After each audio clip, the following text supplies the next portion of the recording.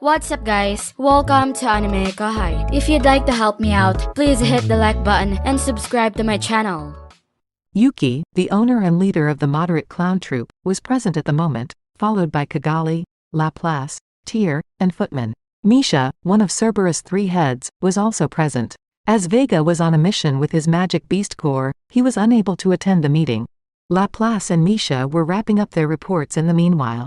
When Yuki heard the reports, he couldn't help but grumble. Even though he had considered the scenario and formed a number of forecasts, the outcome was nevertheless surprising. It came on too fast and was too overwhelming. The military success of Rimuru and his soldiers had such profound effects that it was now necessary to reconsider the entire strategy. The degree to which Demon Lord Rimuru's strength had grown was what was most astounding. To imagine that they could so simply beat a great army. I anticipated that they would triumph, yet it is remarkable that Rimuru's side suffered no losses. It's incredible. That army would have been capable of facing up against the combined power of 3 demon lords. No. The strength of the octagram is vastly superior to the 10 great demon lords. Even if Guy is an exception, Ruminas and De Gruel have been vying for dominance for quite some time now, haven't they? You are fully aware of Leon's strength, and even Milam, who was renowned for having no subordinates, had former demon lords Carrion and Frey. Ramirez and Dino, in my opinion, are the only anomalies. Yuki's claims were disputed by Kigali, but after hearing him explain the circumstances, she changed her mind. In fact, things were very different from when Kigali was a demon lord. For Guy, it seemed obvious that this was the case. The enormous area to the south of the Great Jura Forest was now under Milam's control. The struggle against the angels had never diminished Rumina's and De Gruel's might, which had always been immense. When Kigali was a demon lord, with the exception of Leon, they were unmatched by the new demon lords. Even for the demon lords who had amassed a lot of followers, their ability to survive rested on their good fortune. The same applied to Kazalim, aka Kigali, the Curse Lord. He had so tried to be shrewd and make agreements with other demon lords. He had made every effort to remain alive. In reality, the deity Ruminas was the demon lord, and Roy Valentine, the so-called Bloody Lord, was just her body double. Ruminas has been unable to defeat De Gruel in their power battle despite all of this. I envied those who hold power because we don't. Both Carrion and Frey possess intelligence. I had to have used my brains. If I had done that, I wouldn't have upset everyone so much and Clayman wouldn't have died. In hindsight, it was pointless to compel a large number of Majin to submit to one's authority. That army, no matter how many Majin you have, would be useless against someone with a certain degree of strength. That was well demonstrated by Clayman's failure. Kigali and her group ought to have made an effort to find more individuals with whom they could be open and honest. In retrospect, all of that seems clear today. When we've been lied to repeatedly, it's challenging to trust other people. Yes, Kigali would be bitter about the world even now if she had never met Yuki. Kigali decided that there was no point in crying over spilled milk and altered her perspective. Without regard for Kigali's emotions, the conversation went on. By the way, Laplace, I suppose you had a difficult time. You're saying to me, I once again had a terrible time. Laplace, who appeared worn out, concurred. Ha ha ha. You battled for roughly 10 days? Yeah, that trainee chick has gotten quite powerful. I would have been doomed if I had let my guard down, even for just a moment, or lost focus. We also engaged in combat in the woods. I believe I did my best there despite the odds being against me, right? Laplace complained for a very long time. He had caused that by acting so suspiciously, but at least this time, he appeared to have some sort of opinion. Yuki resumed after briefly calming Laplace. In any case, did they ultimately accept your story? They had me so tightly bound that I was powerless to protest. The Demon Lord Rimuru executives were watching me, and I can't say that they trusted me after going to so much trouble. Laplace merited praise for his ability to bargain and bring the information back. Despite this, I can't believe they let you leave in one piece. It was impossible for the captured Laplace to be freed if they had continued to act in an explicitly aggressive manner. Although Yuki was relieved, he was unable to unwind quite yet.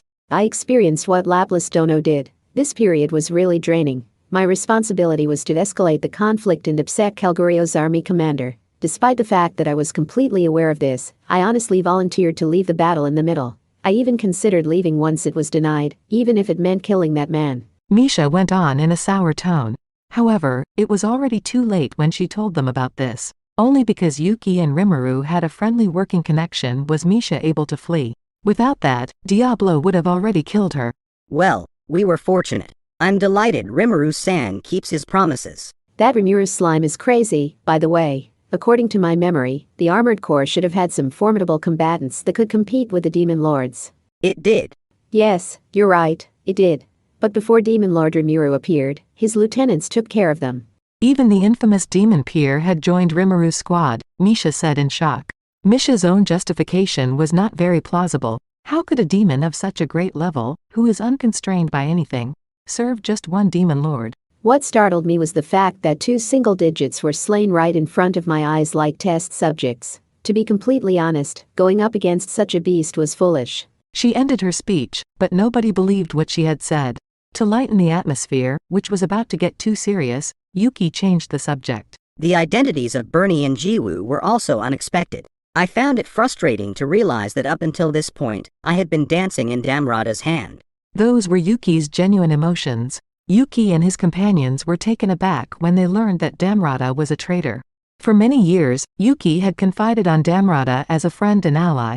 A key player in Yuki's core group was Damrada. He had put so much faith in Damrada that he gave him control of the shadowy Cerberus organization to establish itself within the Empire. They were compelled to reconsider their entire plan in light of such a person's betrayal. Masayuki, who had previously been seen as a pawn, was now surrounded by 2 of the Empire's most potent troops. This circumstance demonstrated Damrada's insight as well. Damrada must have had a greater vision than Yuki's and used that vision to guide his actions. Yuki's dignity was completely destroyed after realizing this. That's accurate. In my opinion, Damrada may have also been involved in Clayman's outburst. Kigali, who had been considering the circumstance, concurred. Yuki agreed, nodding his head. I can't argue with that. Now that I give it some thought, it's a little odd that none of our ideas have worked out.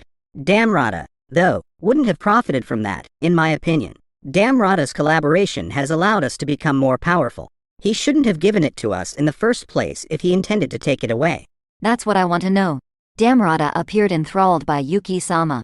His loyalty felt sincere, and it did not appear to be an act. He has assisted us on a number of projects. As a coworker, I can attest to Damrada Dono's dedication to the organization. His accomplishments were outstanding, and his devotion to the boss was sincere. It is equally true, though, that the man has a heartless and vicious side. Given that he is in control of gold, one may see his logical side. In light of this, he could have had a motive for betraying the boss. I cannot state with certainty that such a thing does not exist. Despite what Misha stated, Yuki reacted by shaking his head. Damrada betrayed us without a shadow of a doubt. However, it is unclear if he actually intended it or not. Or maybe it was real betrayal, Yuki thought while grinning bitterly. I guess I have to agree with the boss.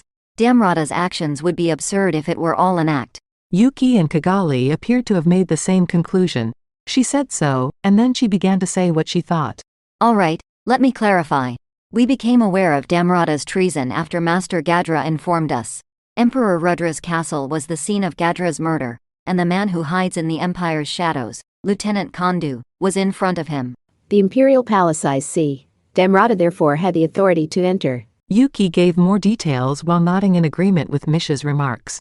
That's correct. By the way, I've also determined who Damrada is thanks to the data you gave back.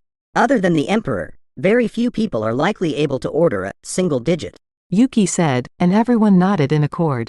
I see. That's right. When you consider it, it makes sense. Yes, Damrada only carried out the Emperor's directive. She did not betray us. Perhaps he didn't intend it, but does it really matter at this point?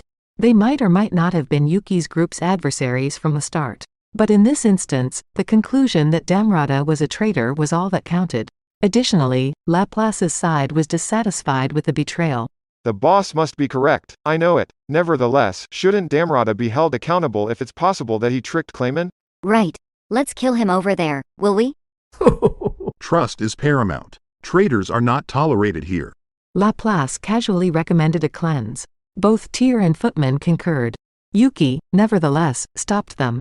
Hold on. Damrada is actually a very important Imperial Guardian. He is undoubtedly more dangerous than a typical Demon Lord. Do you really think you can defeat him?